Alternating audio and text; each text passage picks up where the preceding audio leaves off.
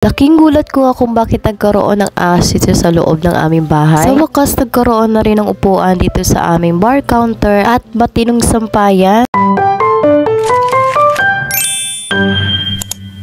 Hi mga kabashing, nakauwi na naman tayo dito sa tahimik na lugar. Bale, ito na talaga yung nagiging pahinga namin sa tuwing rest day, ang umuwi rito. Hi, sana nga ay maging stable na kami rito. At pagdating nga sa bahay, agad-agad ko nang pinabuksan at pina-assemble dito sa asawa ko itong aking biniling matinong sampayan. Sa wakas, nagkaroon na rin ng sampayan dahil kapag umuulan ay wala kaming masampayan dito. Sa online ko nga lang ito binili at kung makikita nyo nga, diba napakatibay naman. Agad-agad rin nga na gamit ko ito dahil naglaban na rin ako dito. At heto na nga, habang naglalaba ako ay laking gulat ko na lamang na meron akong nakitang ahas.